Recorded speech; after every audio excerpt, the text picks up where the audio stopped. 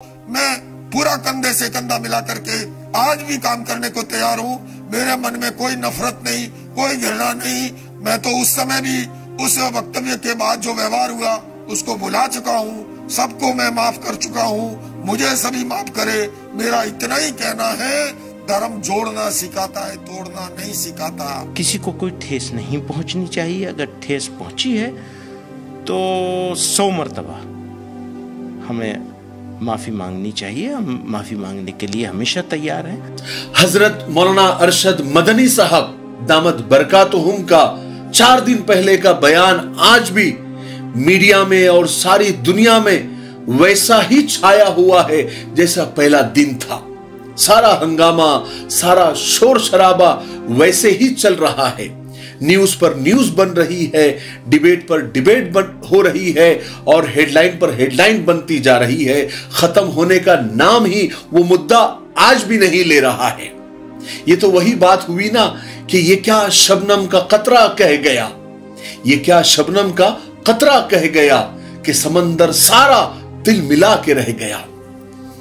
2-4 दिन पहले जमीयत के स्टेज से एक हक बात पूरी दुनिया में गूंजी तो सारी दुनिया तिल मिला के रह गई। सफा पहाड़ी का वो मंजर 1400 साल पहले का जो जमीन और आसमान ने देखा था, जब सरकार दो आलम सल्लल्लाहु अलैहि वसल्लम ने एक अल्लाह होने की बात कही थी, तो अबू जहल ये बोल पड़ा था कि अली हाजा जमातना या मोहम्मद सल्लल्लाहु अलैहि वसल्लम, कि ऐ मोहम्मद क्या तूने हमें इसीलिए यहां जमा किया था।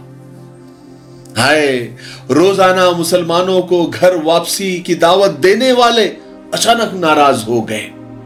रोज जो कहते थे कि हमारे घर चले आओ, आज जो हमने बुलाया तो बुरा मान गए।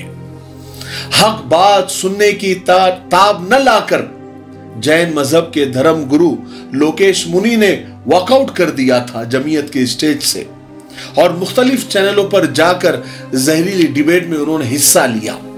लेकिन फिर क्या हुआ? वही जा अल हक व ज़हक़ल बातिल, हक आया और बातिल खत्म हुआ। लोकेश मुनि जो जैन धर्म के धर्म गुरु है, पशेमान हुए। उन्हें लगा कि कुछ गलत हो गया है, इसलिए उन्होंने यू टर्न ले लिया और कहा कि जो हुआ सो हुआ, अब हमारे दिल में कुछ भी नहीं है। हम माफी मांगते हैं और माफ करते हैं और आगे हम सब मिलकर काम करेंगे, एक साथ रहेंगे और इंसानियत के लिए जद्दोजहद और मेहनत करते रहेंगे।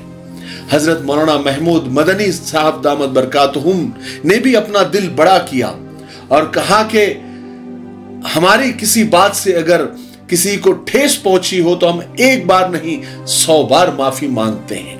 याद रखें, जब हमें बड़ा काम करना होता है तो दिल भी उतना ही बड़ा रखना पड़ता है। माफी मांगने और माफ करने के लिए हमेशा तैयार रहना पड़ता है और इसी का परिचय दोनों धर्म गुरुओं ने दिया। एक दूसरे से माफी मांग ली और एक दूसरे को माफ कर दिया। हम इन दोनों का इस्तकबाल करते हैं क्योंकि हम प्यार और मोहब्बत को मानने वाले हैं। हमारी बाहें हमेशा उन लोगों के लिए खुली थी, खुली है और खुली रहेगी जो इस देश में प्यार और मोहब्बत को फरोग देते हैं और इस देश में प्रेम को फैलाने में एकता, इत्तेहाद, इत्तेफाक और यूनिटी के लिए साथ आना चाहते हैं। हम हमेशा उनका इस्तकबाल करते हैं। मुझे बड़ी खुशी हुई लोकेश मुनि के जो धर्म गुरु है जैन मजहब के, उनका स्टेटमेंट देखकर और इधर से हजरत मौलाना महमूद मदनी साहब का स्टेटमेंट देखकर माशाल्लाह इन्होंने सारा झगड़ा ही खत्म कर दिया, सारे मुद्दे को ही खत्म कर दिया। लेकिन हजरत मौलाना सैयद अरशद मदनी दामद बरकातुहुम के इस जुरतमंदाना हक गोई के बहुत सारे लोग कायल हो गए। कुछ लोगों ने हालांकि यूं भी कहा कि ये उस बात का मौका नहीं था, ये स्टेज वो नहीं था, या फिर हजरत का अंदाज बयां कुछ ज्यादा ही सख्त था। इस बात को हजरत नरम लहजे में भी कह सकते थे। लेकिन कुछ लोग ये भी कह रहे हैं कि हक बात कहने में डर किस बात का, मौलाना ने कुछ गलत नहीं किया।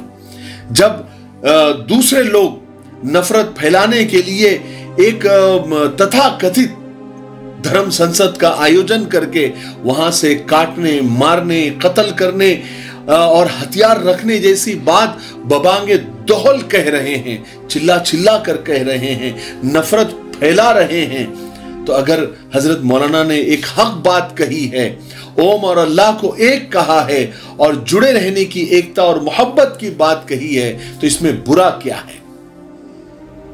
भले ही दोनों धर्म गुरुओं ने, यानी इधर से लोकेश मुनी ने, इधर से मौलाना महमूद मदनी ने माफी तलाफी करके मामले को खत्म कर दिया है और इस मुद्दे को एक विराम दे दिया है। तकमीली तलबीना, ताकत, सेहत और शिफा के लिए सुन्नत और तिब्बे नबवी का बेहतरीन नुस्खा। नाजरीन, क्या आप भी खुशहाल मालदारों की तरह कामयाब बिजनेस करके हजारों और लाखों रुपए कमाना चाहते हैं? अगर आपकी हाँ है तो आज ही से अपने इलाके में तकमीली तलबीना का आसान बिजनेस करना शुरू करें और चंद ही महीनों में कामयाब बिजनेसमैन बनने के तरीके बेहतरीन तजुर्बों के साथ सीखें। बिजनेसमैन बनने का ये मौका कहीं आपके भी हाथ से चला न जाए, इसलिए अभी हमसे राब्ता करें 9890963757। तकमीली food products private limited, Malegaon, India. लेकिन इस बेलगाम मीडिया को कौन रोकेगा? वो तो शुरू हो गए हैं। डिबेट पर डिबेट चल रही है, न जाने कहां कहां से मौलवी और साधु पकड़कर ला रहे हैं और बस उस न्यूज को घसीट रहे हैं, चला रहे हैं, चलाए जा रहे हैं। जिस मुल्क में धर्म संसद के नाम पर कुछ साधु संत मारने, काटने और हथियार रखने का मशवरा देकर देश के माहौल को खुले आम खराब करने का ऐलान कर रहे हैं, नफरत फैलाने की कोशिश कर रहे हैं, उन लोगों को मीडिया कटघरे में खड़ा नहीं करता। जहां पर एक हक बात, एक जोड़ने वाली बात, ओम और अल्लाह एक है, मीडिया इसको पॉजिटिव लेता और देश को बताता कि देखिए कितनी प्यारी बात मदनी साहब ने कही है कि हम एक है, हमारा खुदा एक है। लेकिन मीडिया तो मीडिया है, जहर फैलाना ही कारोबार और उनकी रोजी रोटी बेचारे करे भी तो क्या करें। किसी ने इन्हीं के बारे में कहा है कि जमीर बिक गए, किरदार बिक गए, खून से छपके अखबार बिक गए। इस कदर देश को लूटा सियासत ने, टूटे फूटे थे वो घर बार बिक गए। जिन पर यकीन था आवाज उठाने का, वो मीडिया भी आज सरे बाजार बिक गए। बहरहाल हक तो हक होता है, सच तो सच होता है, आज नहीं तो कल सामने आ ही जाता है। भले ही सच की रफ्तार कम हो, आहिस्ता हो, लेकिन एक दिन वो झूठ को हराकर मंजिल पर सच ही पहुंचता है ना। ये इस इंसिडेंट से कुछ लोगों ने इसको नेगेटिव लिया क्योंकि उनकी थिंकिंग, उनकी सोच नेगेटिव है, लेकिन इस नेगेटिव में से भी हमने पॉजिटिव निकाला, इस मनफी में से भी हमने मुस्बत ये निकाला कि चलो अच्छा हुआ लोगों ने अल्लाह पर, खुदा पर, ईश्वर पर और ओम पर कुछ नया सुना, कुछ नया सर्च किया होगा, कुछ नया पढ़ा होगा। और हजरत आदम, हजरत हव्वा के बारे में लोगों ने कुछ अच्छी बातें किताबों से, इंटरनेट से निकाली होगी और उसको पढ़ा होगा। अच्छा ही हुआ, जो हुआ अच्छा ही हुआ। जो करता है अल्लाह करता है और जो करता है अच्छे के लिए ही करता है। ठीक है, तो आज की बात को मैं इन लाइनों पर खत्म करता हूं कि मगरिब की वादियों में गूंजी अज़ा हमारी, थमता न था किसी से सैले रवा हमारा, बातिल से दबने वाले ए आसमां नहीं हम, 100 बार कर चुका है तो इम्तिहान हमारा। कोई लाख बिगड़े, 1000 रूठे, गुस्से से तिल मिलाए, किसी के कहने से हक का पैगाम न कभी रुका था न कभी रुकेगा, और सच का और हक का काफिला यूं ही चलता रहेगा। ठीक है, मुझे उम्मीद है कि आज की वीडियो से आप लोगों को बहुत कुछ सीखने को मिला होगा। तब तक मेरे लिए, पूरी उम्मत के लिए, पूरी इंसानियत, पूरी मानवता के लिए और हमारे प्यारे मुल्क भारत के लिए, यहाँ की अमन शांति, तरक्की, उन्नति के लिए खूब दुआएं करते रहे। अस्सलाम वालेकुम व रहमतुल्लाहि व बरकातुहू। क्यों होता है जोड़ों में दर्द, क्यों रहती है जोड़ों में जकड़न, क्यों हो जाती है जोड़ों में सूजन, क्यों बन जाती है जोड़ों में गांठ, क्यों थम सी जाती है जिंदगी।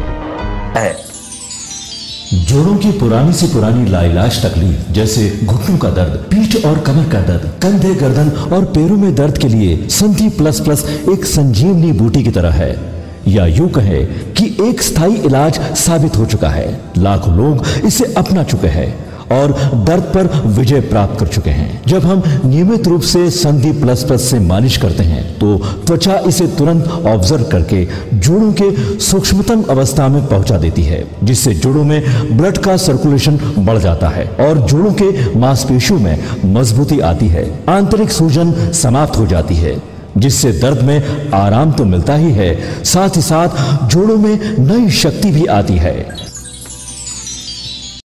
हमारे ये प्रोडक्ट ना कि किसी बाजार में मिलता है और ना ही मेडिकल शॉप पे, इसलिए इसे पाने के लिए अभी स्क्रीन के नंबरों पे कॉल करें और ऑर्डर करें।